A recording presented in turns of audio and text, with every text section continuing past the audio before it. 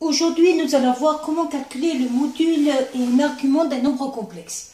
Je prends le nombre z qui est égal à 1 plus racine de 3i.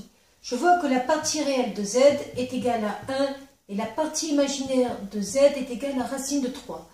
Il faut se rappeler qu'un nombre complexe est toujours associé à une image dans un plan complexe. Cette image aura pour coordonnées la partie réelle et la partie imaginaire. En l'occurrence ici, la partie réelle sera 1 et la partie imaginaire fera racine de 3, donc à peu près 1,7.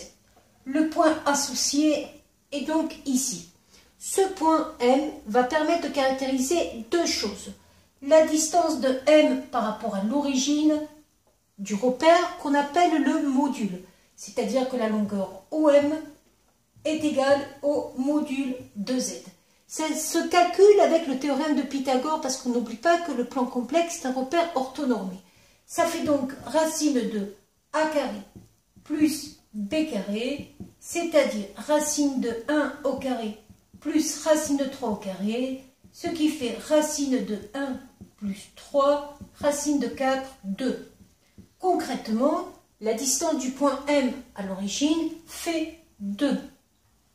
Ça, c'est le module de Z. Je cherche maintenant à savoir l'argument de Z à 2π près. Je cherche donc à trouver cet angle θ qui sépare l'axe des abscisses par rapport au vecteur OM. Je vais donc, pour trouver l'angle θ, commencer par faire le cosinus de θ. D'une façon générale, le cosinus dans un triangle rectangle, c'est le côté adjacent sur l'hypoténuse. Or ici, le côté adjacent, ça va faire le petit a sur l'hypoténuse, la longueur OM, c'est-à-dire sur le module de Z. Ça fait donc 1,5 pour le cosinus de l'angle θ. Je vais faire pareil avec le sinus. Cette fois-ci, ça serait le côté opposé sur l'hypoténuse. Le côté opposé, ça ferait B sur module de Z, racine de 3 sur 2. Il faut après connaître son cercle trigonométrique. Alors juste un petit moyen pour s'en rappeler.